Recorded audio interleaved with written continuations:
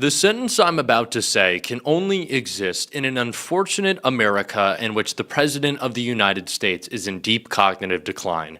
Donald Trump launched a war on Pope Leo that had him not only melting down on Truth Social, but towards journalists pressing him on his wild attacks. Donald Trump then followed that up with a Truth Social post so insane, criminally at this point, that Marjorie Taylor Greene had to share a photo of him and Epstein and call him the Antichrist.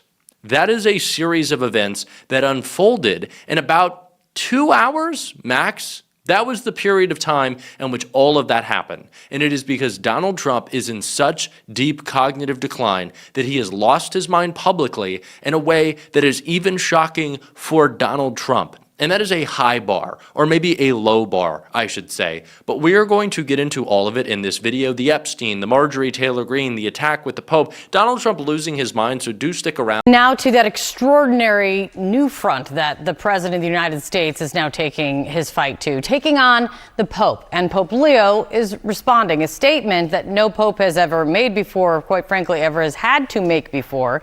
The Pope saying this morning that he has, quote, no fear of the Trump administration after President Trump went after him, as if Pope Leo were just any other politician, saying the pontiff was, quote, weak on crime and terrible for foreign policy. Here is Pope Leo's message. The message of the church, my message, the message of the gospel, blessed are the peacemakers. I do not look at my role as being politician. I don't want to get into a debate with him. I don't think that the message of the gospel is meant to be abused in the way that some people are doing. And I will continue to speak out loudly against war. CNN's Elena Treen is at the White House for us to start us off. This is quite a way to start a Monday, Elena. Absolutely. I mean, a remarkable statement and comments you're hearing from Pope Leo XIV this morning. And they come, Kate, in response to the president issuing sharp criticisms against the first American Pope. He had called the Bishop of Rome, quote, weak on crime and terrible for foreign policy, while also claiming that Pope Leo would not have been selected if it was not for the president himself. Now, we later saw Trump double down on comments in person while speaking with reporters last night before posting an AI-generated image of himself that essentially portrayed him looking as if he were Christ the healer. But I do want you to take a listen to what we heard the president say last night. He's a very liberal person, and he's a man that doesn't believe in stopping crime. He's a man that doesn't think that we should be toying with a country that wants a nuclear weapon so they can blow up the world. I'm not a fan of Pope Leo. I'm not a fan of Pope Leo. Look, just to give you a little context here, we had heard the Pope weigh in. I think initially he was, trying to refrain from criticizing the president or the Trump administration directly, but we have seen him become far more vocal when criticizing the U.S. war with Iran.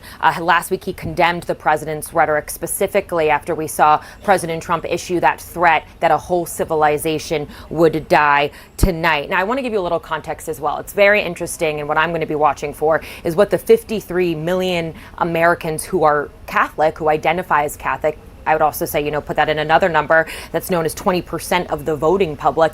Remains to be seen what their reaction to this will be. Same with, I would note, among those, 53 million Americans, that includes the First Lady Melania Trump, the Vice President J.D. Vance, the Secretary of State Marco Rubio, all of them as well identifying as Catholic. So just a remarkable, I think, war of words that we're seeing between the president and now having Pope Leo XIV respond this morning. After the president criticized the Pope's anti-war stance and said he did not like him, the Pope this morning said he's not afraid of the Trump administration. And then reportedly, when asked about a Truth Social post, he pushed back saying, quote, it's ironic.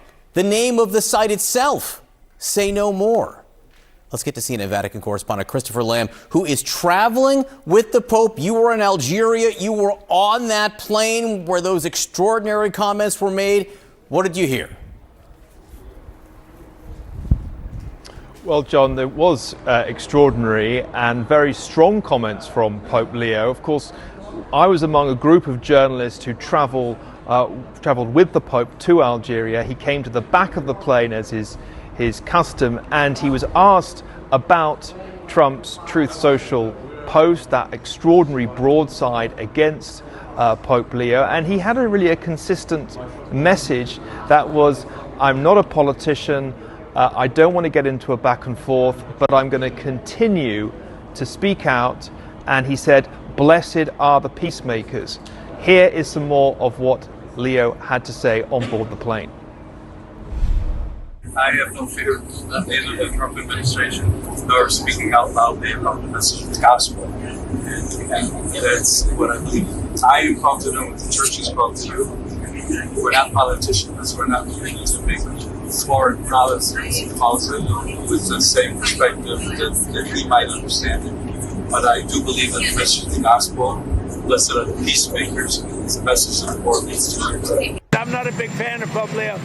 He's a very liberal person, and he's a man that doesn't believe in stopping crime.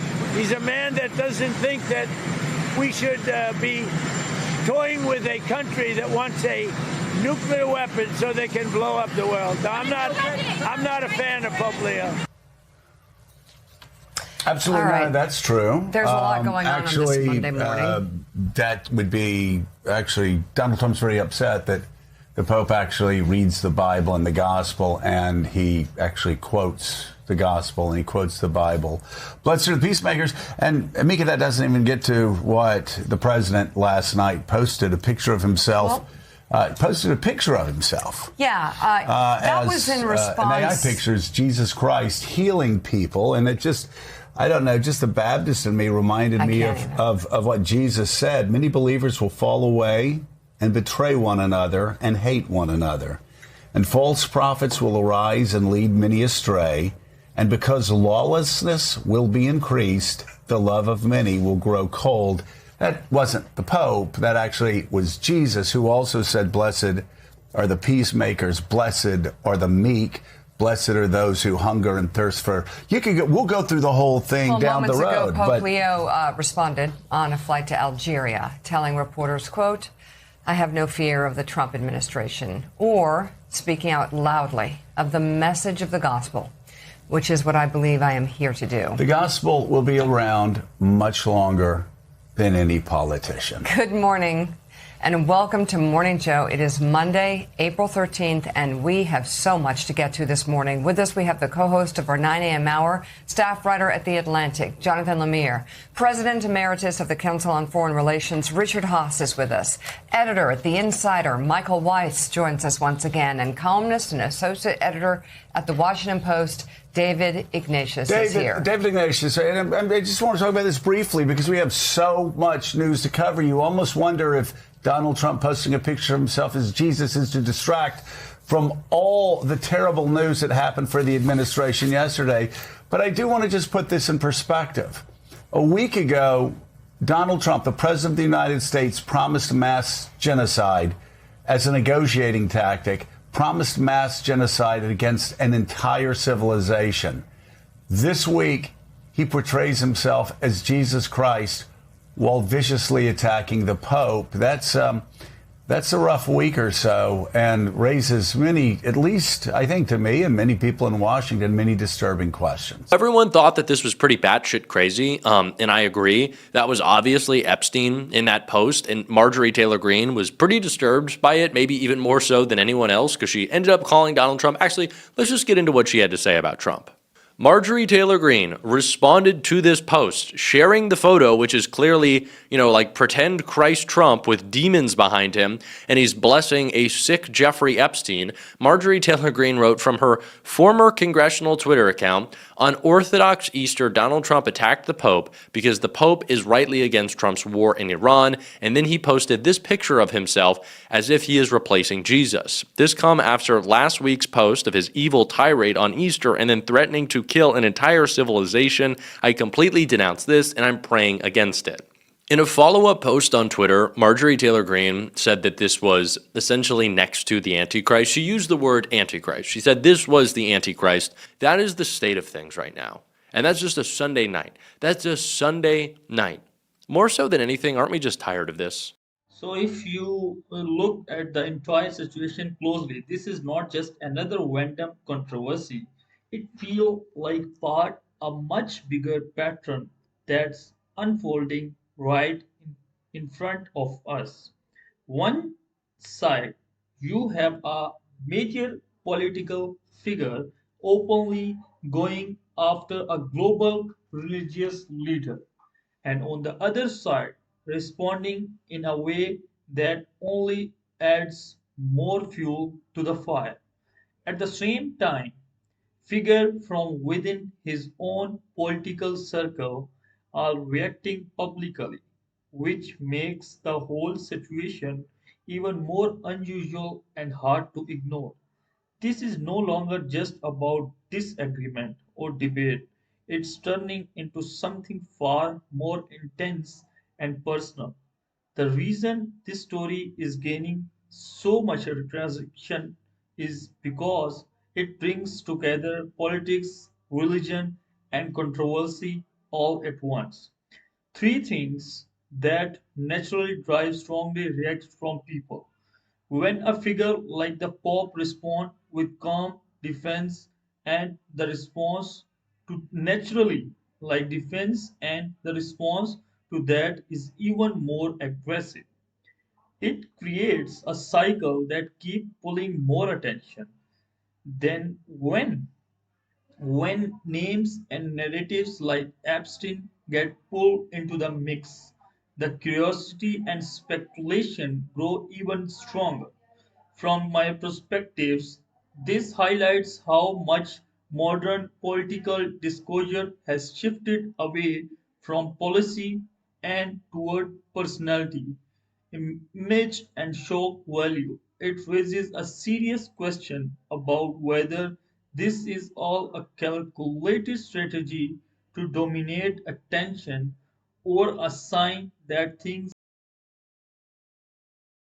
are becoming more unpredictable and harder to control, because if it is a strategy, it's clear working, right, in terms of visibility.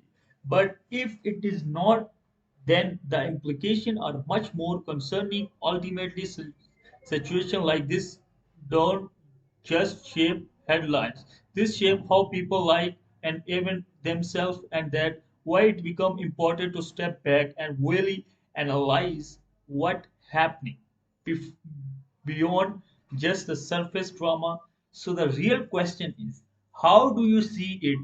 Just another political movement or something that signal a deep shift?